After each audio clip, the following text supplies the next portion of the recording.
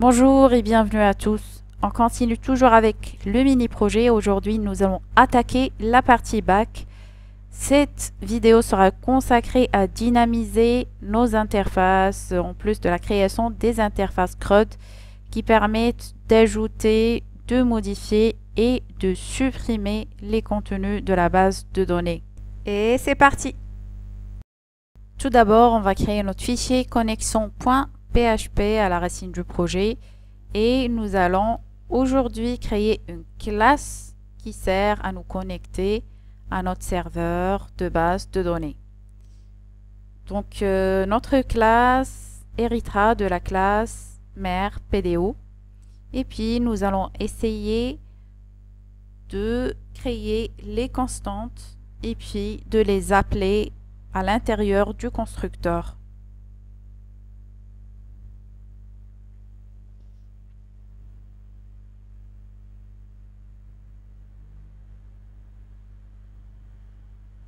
Bien sûr, il y a plusieurs façons de se connecter à la base de données. Vous pouvez même créer un code sans avoir à créer une classe. Donc, ça va rester un choix. Mais moi, je préfère une classe pour que le code soit bien organisé et que si un développeur viendra travailler sur votre projet, il ne trouvera pas de difficulté pour lire votre code qui sera très bien organisé.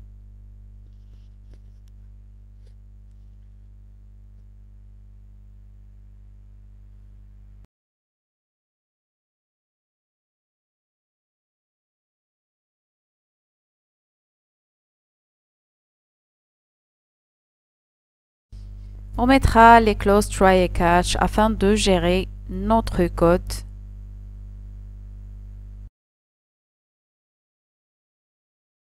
Afin de tester notre connexion sur le fichier client.php, nous allons inclure notre fichier de connexion, connexion.php. Après, nous allons instancier un nouvel objet de notre classe connect.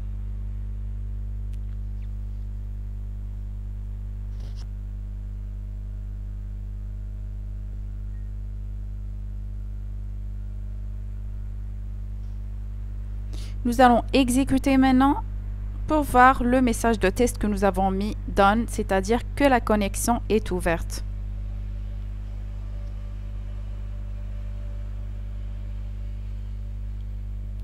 Nous allons faire pareil pour les autres fichiers, articles, index et commande. Mais comme vous pouvez voir, il y aura de la redondance sur les fichiers. Il faudrait donc trouver un moyen afin d'inclure le fichier de connexion en plus de l'objet connexion sur un seul fichier que nous pouvons l'appeler. Donc ici, nous allons prendre la balise qui contient la classe container et la classe main. Nous allons les copier et les couper plutôt et les coller sur un fichier que nous allons nommer main.php. Donc ici, nous allons coller ce code. Et puis, à l'intérieur, nous allons mettre l'instanciation de l'objet de connexion et l'appel du fichier de connexion, connexion.php.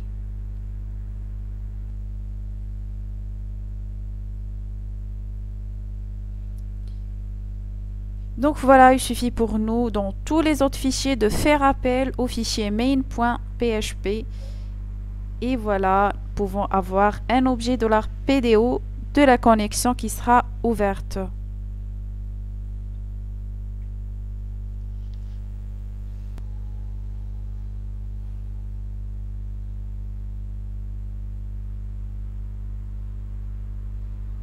Donc après exécution, nous avons toujours le message done.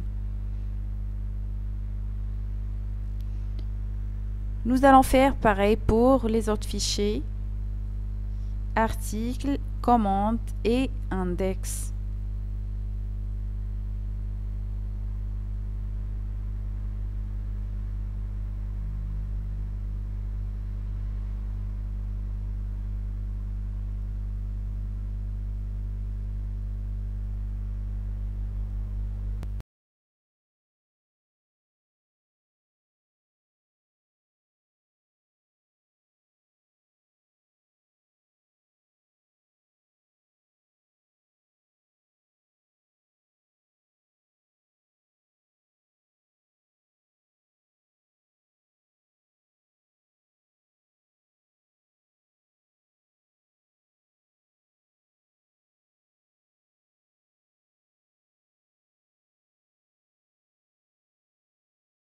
On testera maintenant toutes les pages et on voit toujours le message qui nous dit que la connexion est avec succès.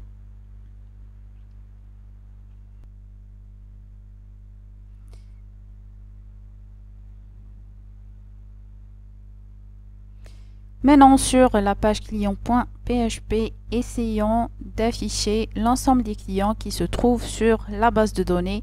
Il faudrait d'abord créer une variable qui contient notre requête qu'on appellera $query et par la suite essayer d'exécuter notre requête.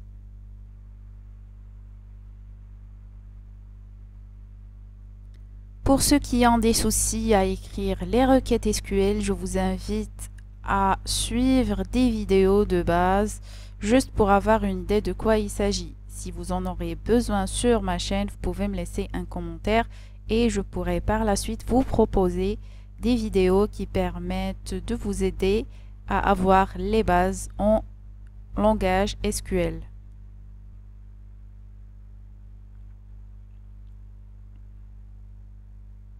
Maintenant, on va essayer de faire appel à la méthode fetchAll afin d'avoir toutes les lignes de données.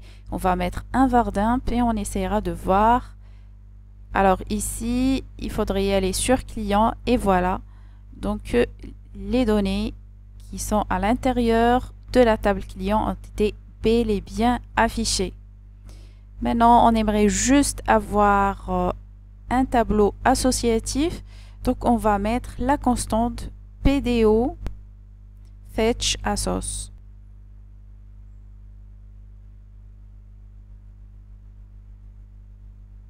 Et on va réexécuter. Donc voilà, les données sont claires. Maintenant, si on aimerait récupérer colonne par colonne, il suffit de faire appel à la colonne concernée.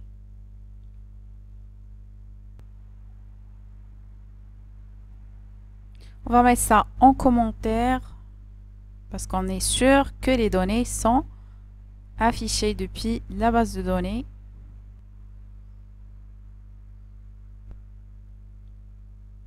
Maintenant, on écrit les titres de nos colonnes. Un titre qui sera alors consacré pour tous les ID et puis un autre pour les noms et un autre pour les prénoms. Nous avons aussi le titre de la colonne téléphone. Pour avoir les données, donc ici, on doit réussir une boucle.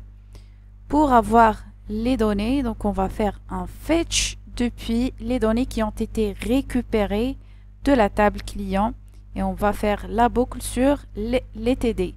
À chaque fois, ça va nous récupérer une donnée. On va mettre ici un var_dump et dedans notre ligne, histoire de voir qu'est-ce qu'elle contient. Donc, on va exécuter sur notre page client. Et puis voilà, vous pouvez voir qu'il s'agit d'une seule donnée concernant le ID client numéro 1. C'est pour cette raison, si on utilise la méthode fetch, il faudrait boucler sur cette méthode afin de passer aux lignes suivantes. Maintenant, sur chaque TR qui est la ligne devant, récupérer les TD. Le premier TD sera consacré à l'ID de la ligne, le deuxième au nom, le troisième au prénom et le dernier TD sera consacré au téléphone. Il faudrait bien s'assurer que vous avez écrit le bon nom du champ. On va essayer de copier et de coller les trois autres TD et bien sûr faire les changements au niveau de votre champ de la table client.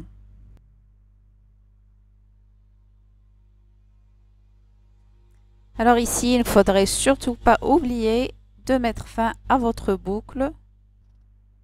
On essaiera ici d'actualiser et apparemment il y a un problème qui concerne le prénom et c'est bien mérité puisque nous n'avons pas de champ prénom qui se trouve sur notre table client, c'est plutôt la ville. Maintenant, on aimerait gérer notre table client et pour ce faire, nous allons créer une colonne qui s'appelle Actions et qui permettent d'avoir des liens modifiés et supprimés qui concernent chaque ligne de notre data table. On ajoute maintenant un titre Action sur un TH et puis sur un seul TD, nous allons mettre les actions Updates et Delete. Alors, afin de pouvoir utiliser des icônes, donc on va servir de Bootstrap Icons. Et sur le filtre de recherche, nous allons écrire Pencil afin d'avoir l'icône qui permet de faire la modif. On clique sur Pencil Fill et puis on copie le code HTML et on le colle sur notre code.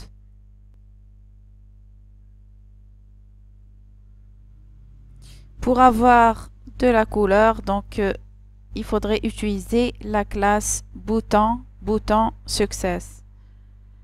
Alors ici, l'idéal est d'utiliser un lien cliquable et on va savoir pourquoi par la suite, à l'intérieur duquel nous aurons notre image SVG, notre icône plutôt. Donc ici, nous allons mettre la classe qui permet d'avoir l'icône en vert.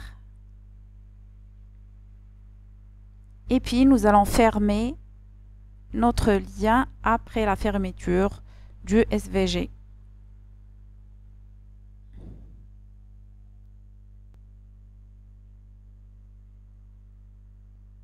On actualise pour voir le résultat.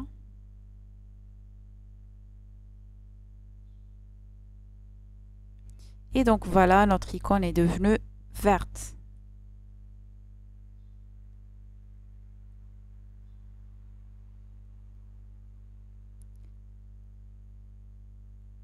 Et concernant la suppression, sur le fil de recherche, nous allons taper trash.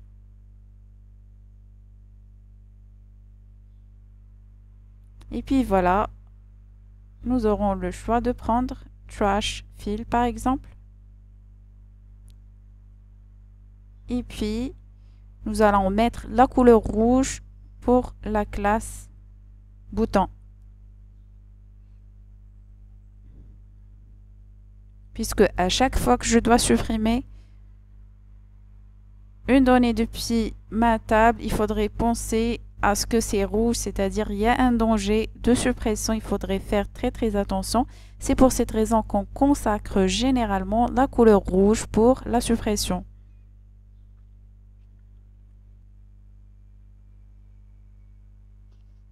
Et puis on teste pour voir le résultat. Et du coup, vous voyez Trash Basket en rouge.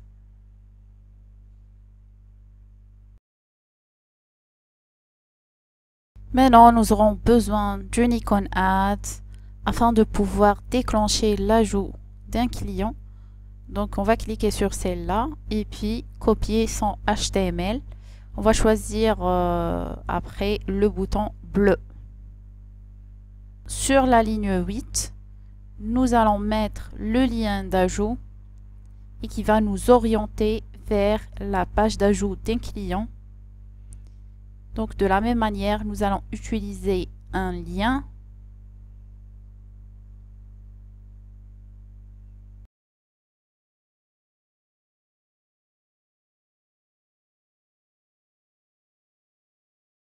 Nous aimerions maintenant le déplacer un petit peu à l'extrême droite et d'avoir un petit peu d'espace en bas. C'est pour cette raison que nous allons ajouter l'attribut style et mettre un float right.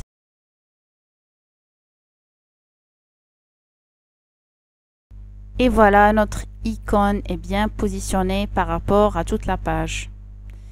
On pourra mettre ici en mode smartphone et comme vous voyez, c'est bien responsive. Puisqu'on a utilisé Bootstrap, donc vous pouvez déjà ouvrir cette application sur vos dispositifs sans aucun problème. On passera maintenant pour dynamiser notre lien d'ajout. Donc on ajoutera un fichier qu'on appellera par exemple add-client.php vers lequel on va être redirigé une fois qu'on cliquera sur le lien d'ajout.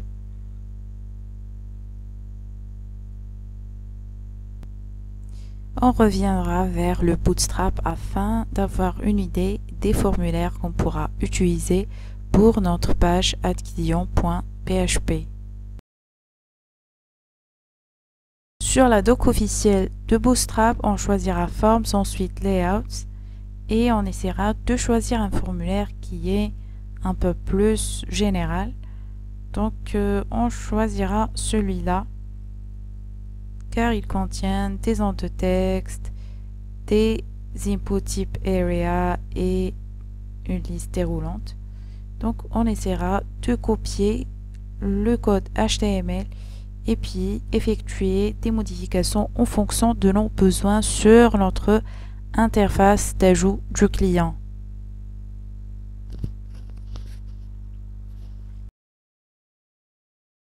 Donc voici le nécessaire à laisser. En même temps, on a essayé de changer les ID et les mettre en fonction des inputs. On ajoutera par la suite les noms des inputs.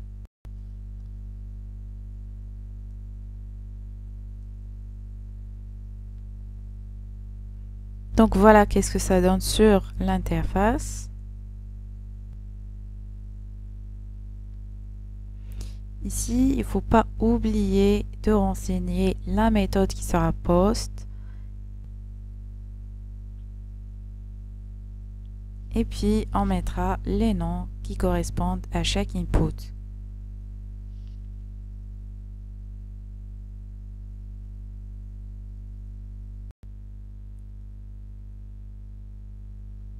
On mettra par la suite notre code PHP.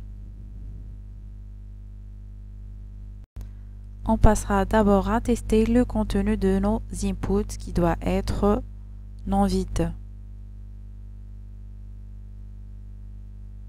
Par la suite, on commencera à écrire notre query qui permet de faire une insertion à l'intérieur de la table client.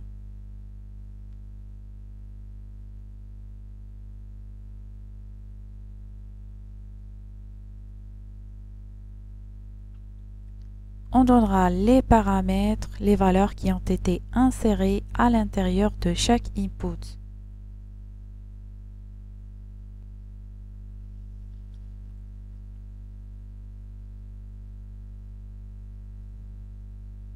Et puis on créera notre objet PDO Statement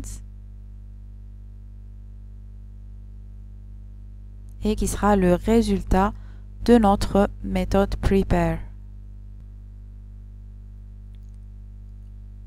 Ensuite, on passera à exécuter notre requête grâce à la méthode execute. Et ici, on passera en paramètre ce qui a été envoyé par les postes associés à chaque paramètre nommé. On commence par $post input nom, ensuite la ville, ensuite le téléphone. Donc ici, vous voyez déjà que nous n'avons pas inséré directement les valeurs de nos inputs à l'intérieur de notre query.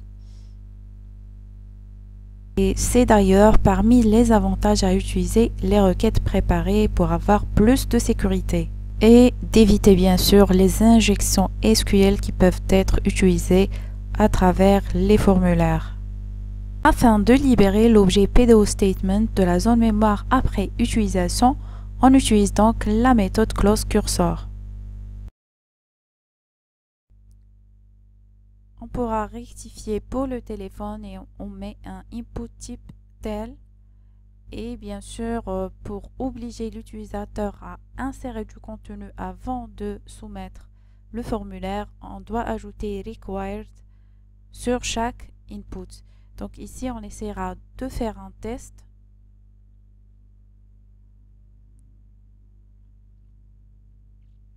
Comme vous voyez, il est impossible d'ajouter quelque chose si les champs ne sont pas renseignés.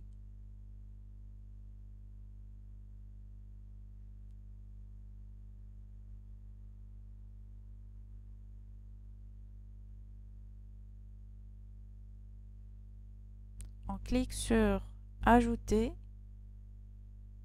et pour s'assurer, on vient ici sur la page d'accueil et on voit que la ligne a été bel et bien ajoutée. Vous pouvez déjà observer que le dernier ID est 28. Pourquoi? Parce qu'il y a eu des jeux d'essai entre, bien sûr, Clara et Albert. Du coup, on est arrivé à l'ID 28, sinon ça aurait été le ID 4.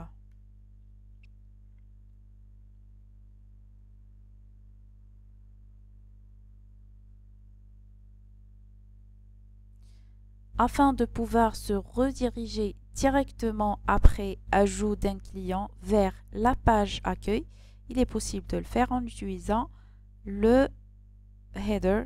Ici, la fonction header est à l'intérieur location avec un L majuscule et mettre bien sûr l'URL de l'index.php.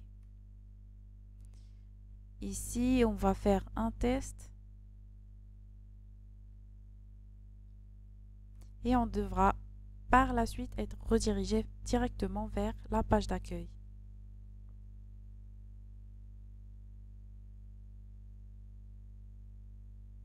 Et voilà, donc vous pouvez voir que le ID 29 a été bel et bien ajouté et affiché sur la page d'accueil.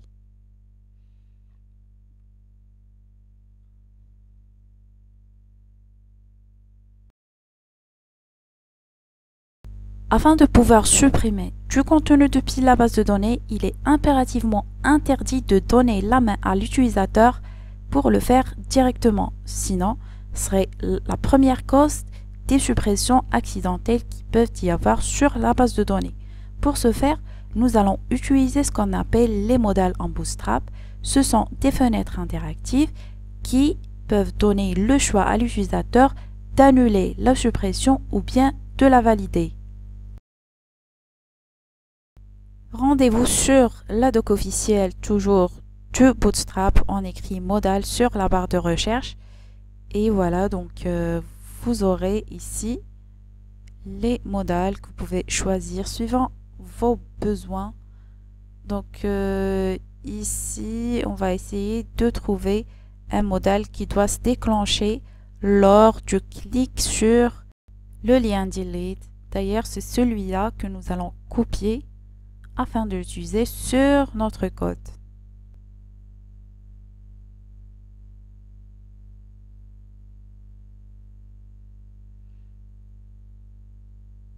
Alors, c'est à ce niveau que nous allons mettre notre modal. C'est après la fermeture du TR pour que ça soit pour toutes les lignes de notre tableau. Elle est d'ailleurs à l'intérieur de la boucle while.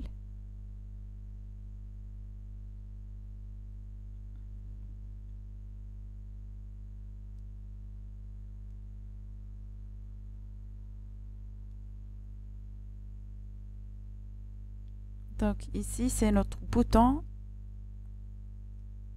Voilà, nous allons mettre à la place du href, nous allons mettre un bouton. Et puis, nous allons mettre ces options-là afin de déclencher le modal.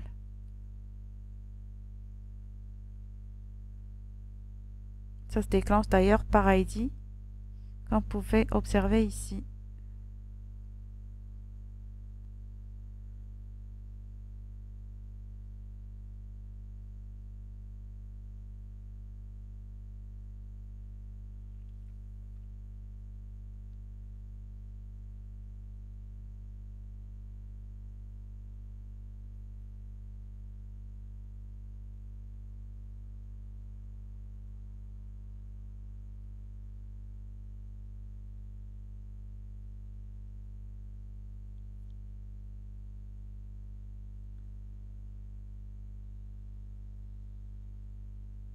Donc on viendra ici et on testera la suppression. On clique dessus et vous pouvez voir que le modal a été déclenché.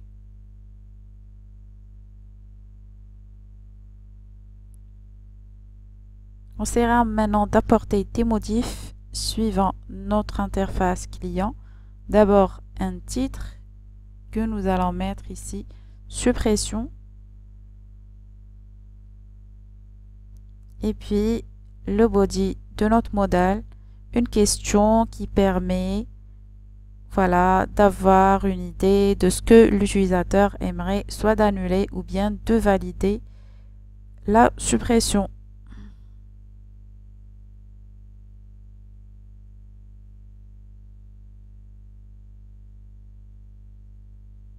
Donc ici, on mettra annuler et à la place de save changes, on mettra supprimer. On teste encore. On vient pour voir les modifs et voilà.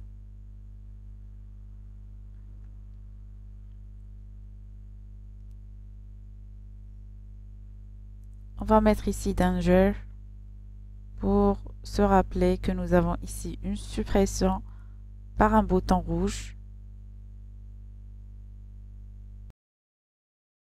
La suppression doit se faire suivant le ID choisi par l'utilisateur. Donc, il faudrait exprimer ça lors de la rédaction de la requête.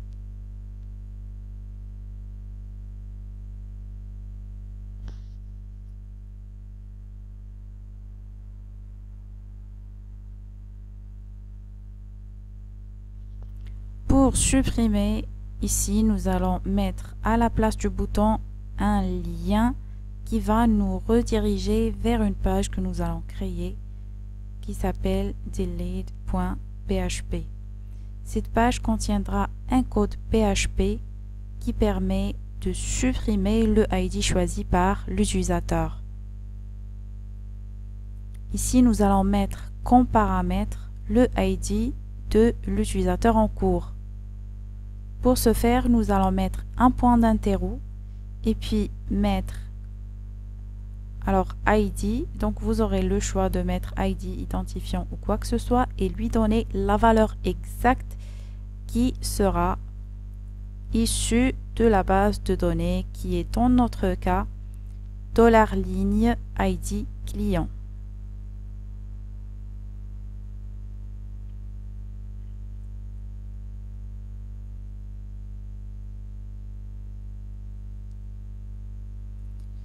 On essaiera maintenant de créer notre page delete.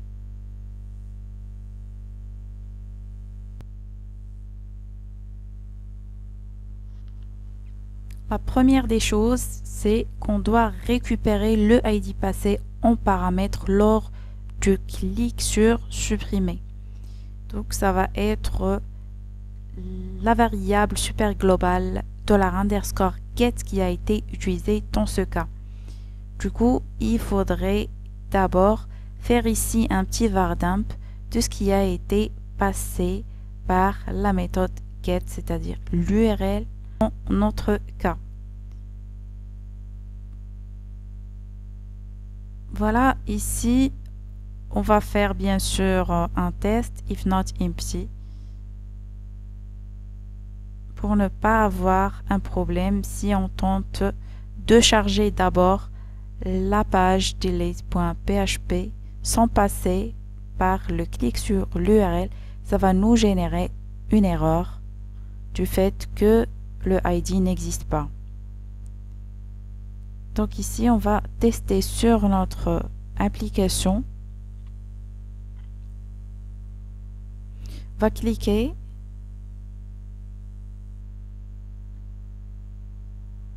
Et on clique sur supprimer.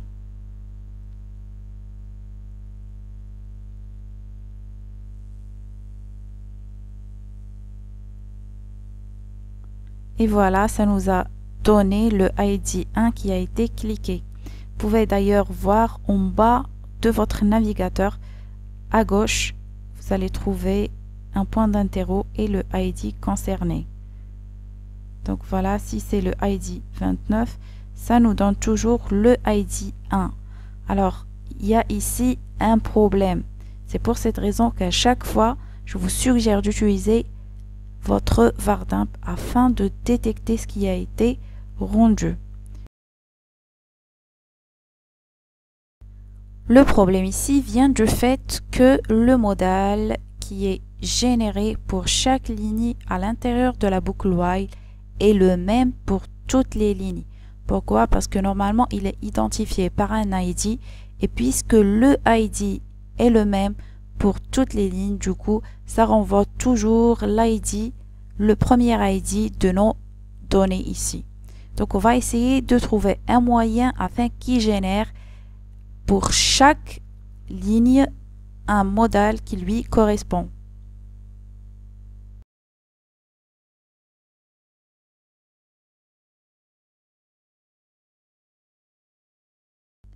On changera d'abord le nom de notre ID du modal pour qu'il soit significatif. On mettra à la place delete modal et on prendra cet ID, on le met également sur database targets.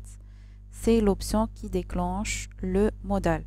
On viendra ici et on créera un bout de code qui permet de différencier entre les modals de chaque ligne.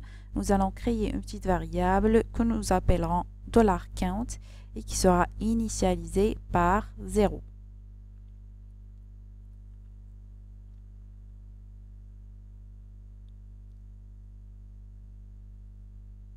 Donc à ce niveau, après l'ouverture directement de notre boucle while, nous allons ici incrémenter notre variable par un 1.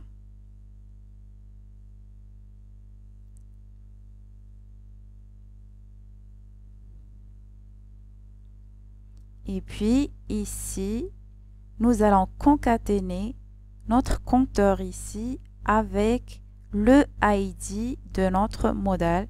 On va ouvrir pour cela notre balise PHP, mettre echo et $count. Nous allons copier ça et le mettre sur le ID du modal qui va être déclenché. Alors ici, lors de la récupération des données depuis la base de données et à l'intérieur de la boucle while, nous aurons différents modals pour chaque ligne récupérée depuis la base de données et ça évitera l'écrasement sur l'ID 1. Donc ici, l'ID 2, ça nous renvoie bien sûr l'ID 2. Ici, on essaiera de tester l'ID 28, ça va nous renvoyer ID 28. Donc, nous avons réussi à différencier entre les modals.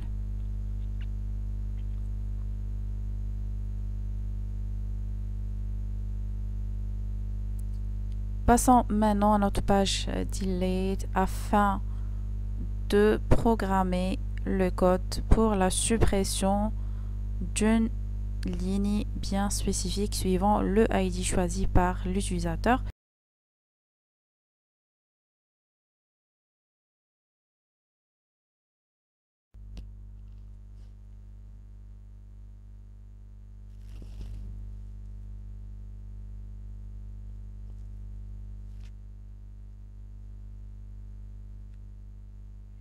Alors ici, on passera tester notre application afin de supprimer un ID de notre choix.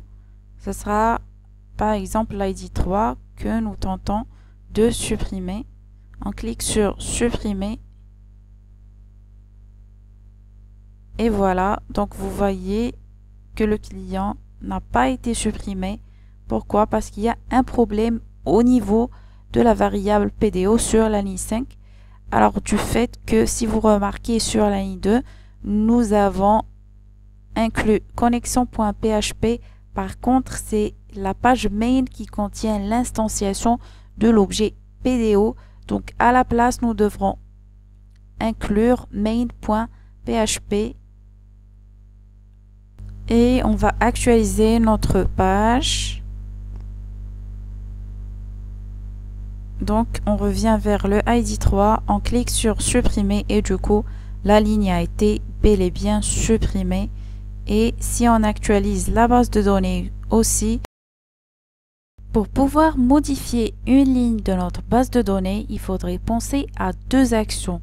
La première est lors du clic sur Update, nous devrons être redirigés vers une page que nous appellerons modification et qui permet de récupérer l'ensemble des données du ID qui a été choisi d'être modifié. Ensuite, une deuxième action lorsque l'utilisateur change une ou bien toutes les informations concernant ce qui a été récupéré depuis le ID.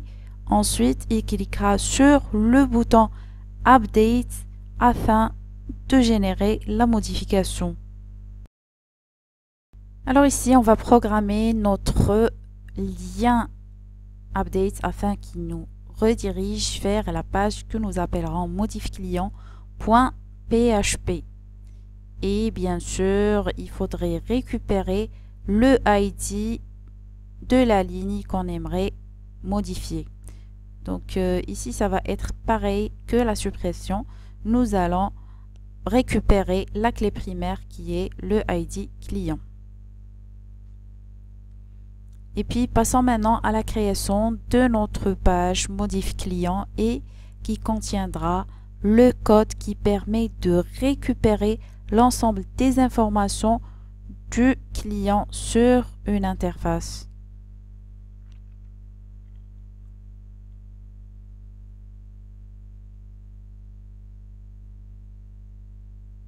Alors ici, on va se référer de notre formulaire que nous avons déjà mis sur le ID client. On va essayer de tout copier et de coller et bien sûr faire les changements nécessaires sur la page modif client.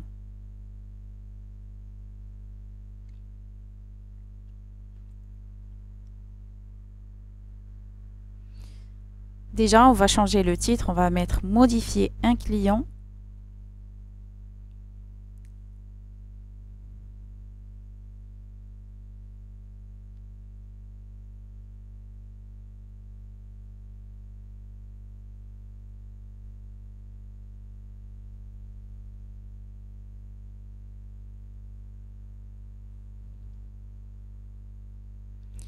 Déjà, vous voyez, le ID a été bien récupéré ici, donc le ID 29 aussi.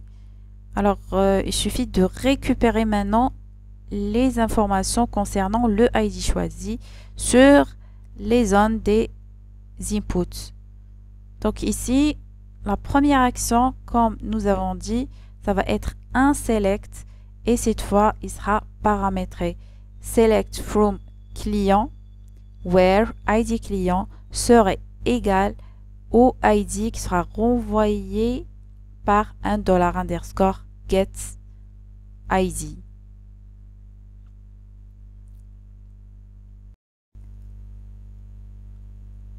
On doit d'abord fermer notre condition if. Nous allons la fermer à ce niveau et mettre bien sûr une indentation afin que le code soit bien clair.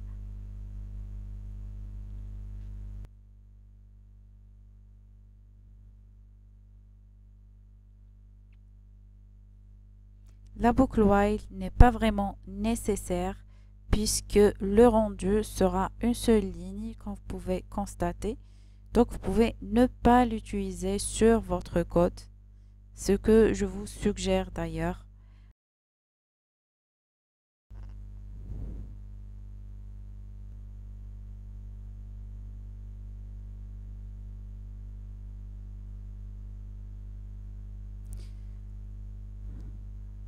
À ce niveau, nous devrons récupérer les données de l'ID choisi sur notre formulaire. Pour ce faire, nous allons utiliser l'attribut value et essayer de récupérer chaque champ sur le input correspondant. Donc ici, on va mettre value, ouvrir notre code PHP et mettre un echo de $row non. Il faudrait bien sûr mettre le nom des champs exacts comme sur ce qui est sur la table client de la base de données. On fera pareil pour les autres inputs. On clique sur le ID 28 qui a les champs Albert, Lyon et le téléphone avec D19. Donc vous pouvez voir que ça a été bien récupéré et le ID en haut, vous le voyez en paramètre de l'URL. Donc c'est pareil pour Nicolas qui est à Paris. Et bien, ben voilà, c'est correct. On passera maintenant à la deuxième action qui permet de faire le update de ce que l'utilisateur va modifier sur cette interface.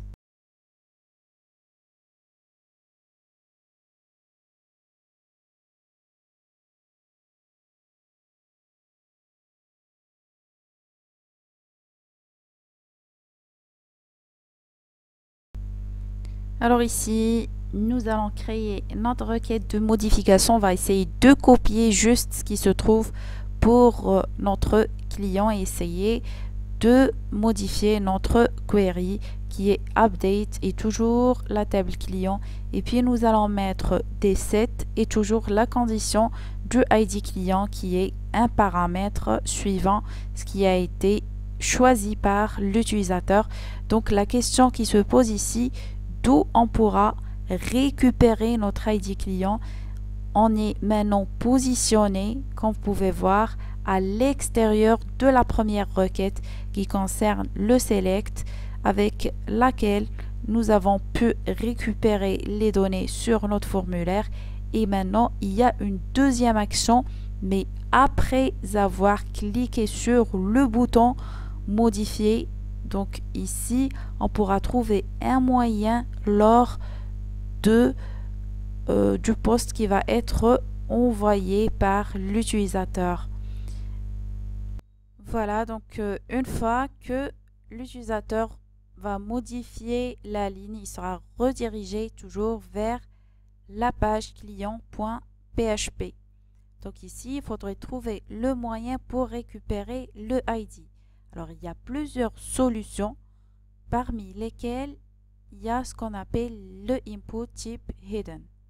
Donc, c'est un input qui est caché, qui ne sera pas visible sur le formulaire et qui contiendra le ID client qui a été récupéré dans la première phase de l'action 1.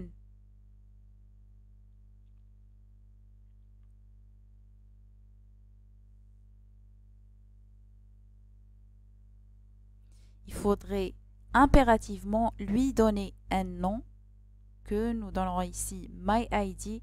C'est ce $post myID qui sera le paramètre à notre deuxième requête de modification.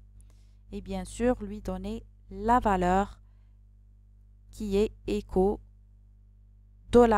$row et ID client.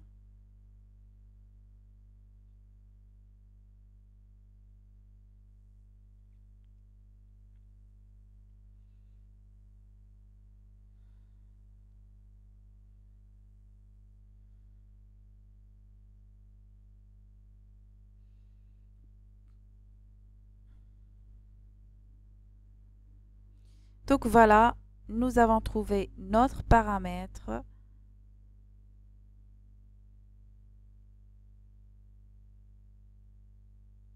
Et on mettra ici sur execute pour le ID $post myID.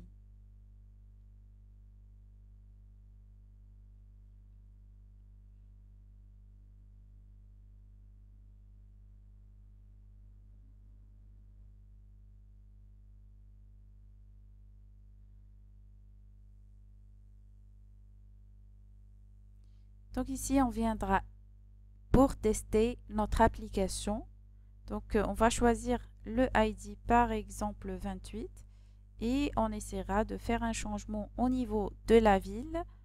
On va mettre Marseille à la place de Lyon et puis le numéro de téléphone vers la fin, nous allons choisir un 7 histoire de nous assurer qu'il y a eu le changement et dans le nom, nous allons mettre Alberto. Donc on va cliquer sur modifier et vous pouvez vous assurer que le ID est bien passé. Donc ici, si on revient, on voit que effectivement le changement a été porté à la ligne 28. Il faudrait donc activer le header que nous avons mis. Voilà. afin que la redirection soit sur la page client.php.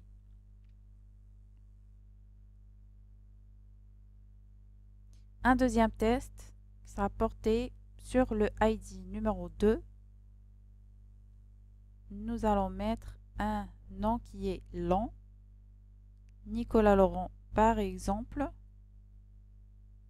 et lui changer bien sûr le téléphone. Et nous allons mettre ici la ville avec un P majuscule. Donc ici, il nous dit que, alors il y a un problème au niveau du header qui doit être mis à l'entête de notre page modif client.php. Pour cela, nous allons couper ce contenu et nous allons le mettre en haut de la page.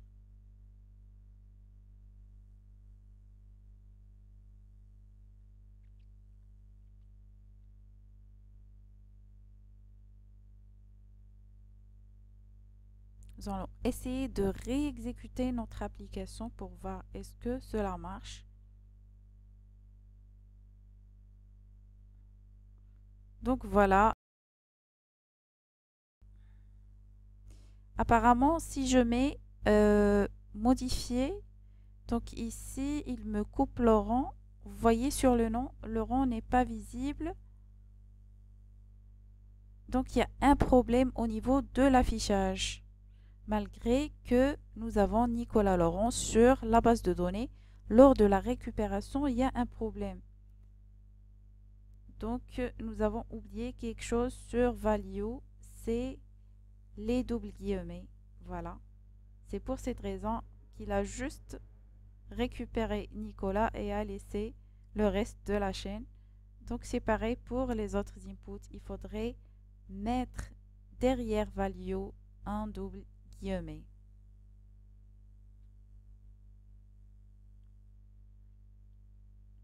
Parfois, les solutions sont assez simples et on passera du temps à les chercher.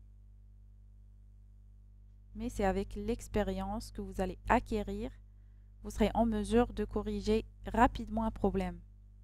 Donc, on va essayer de tenter de modifier Nicolas Laurent et vous pouvez voir qu'il a été récupéré en entier. Si on mettra ici France, on clique sur modifier, donc c'est clair. Si on tente de modifier encore, c'est visible. Donc la modification, elle est correcte.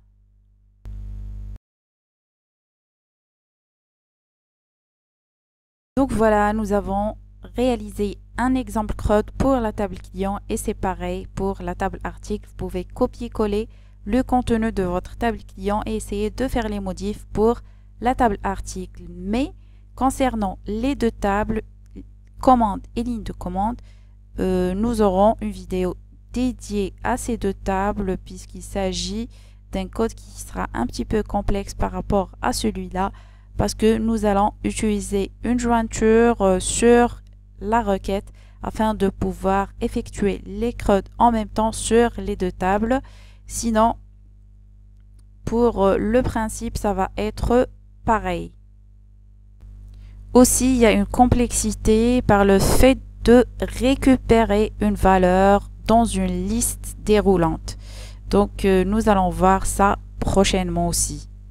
Donc voilà, notre vidéo touche à sa fin. Pour m'encourager davantage à créer du contenu, n'oubliez pas de vous abonner à la chaîne, d'activer la cloche et de partager le contenu avec vos amis. Je vous dis à très bientôt.